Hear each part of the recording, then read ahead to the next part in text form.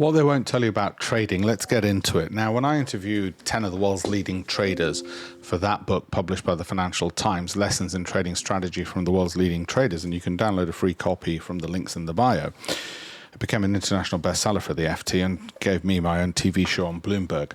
First of 18 books that I wrote.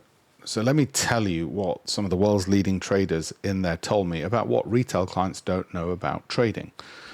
As you'd expect, otherwise everybody would be rich, retail clients tend to do the exact opposite of what professionals do. So what professionals will do will start with a small position size and add to winners. Rule number one. Retail clients will go all in, and then they'll add to losers. Professionals won't add to losers. In fact, a famous saying from a very famous hedge fund manager is losers add to losers, winners add to winners. So what's that? Rules 2 and 3. But at what point will they add to winners? Well, they won't let a winner become a loser, so they'll wait for that winning position to reach a certain degree of profitability. How do they judge that? Well, it's not by the seat of their pants. It's done mathematically. They will, first of all, create what's called a volatility-based stop loss. In other words, they don't want to be stopped out, because remember, they're trading, not investing, so they're not going to hold forever, which is what investors do. They're trading. They need to be in and out. What they will do is they'll look at the volatility of a stock or a foreign exchange instrument or a commodity futures security. And they'll look at the volatility and say, well, I don't want to be stopped out by just regular daily market noise. So they'll put the stop loss about 2 times that regular volatility. The flip side of that is when the stock moves up that amount in profit, that's when they can add to the winner. And they don't want the winner to become a loss, so they put the stop loss back at the entry level, if you see what I mean with all of that. In other words, volatility-based stop loss.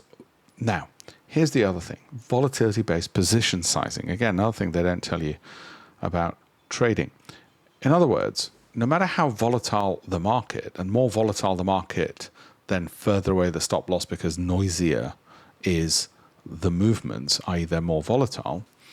Further away the stop loss, smaller the position size. So the amount of risk you're taking on a more volatile security is exactly the same in absolute money terms as on a less volatile one. So volatility-based position sizing adds to the risk management and the money management. Risk and money management are all interrelated. There's a few other things they won't actually tell you about trading. Now, just those things alone will get you probably 90% of the way to being a better trader. Now, you might think being a better trader is about inside information, knowing exactly when to buy and when to sell. Well, actually, it's about the things I just told you about. The when to buy and when to sell and the momentum off that, that's actually probably the easier part of it. But practice those things first that I've told you on a demo account, because guess what? 70 to 80% of traders lose money. The other thing they won't tell you, and they couldn't tell you when I wrote that book because it didn't exist, is just don't listen to anybody off the internet. Download my book for free from the links in the bio instead. Then it's not off the internet. It's printed, published by the Financial Times. I suggest you trust that more than some TikToker. Okay, if you'd like more information and education on investing or trading, have a look at the links in the bio. I hope to hear from you. Thank you.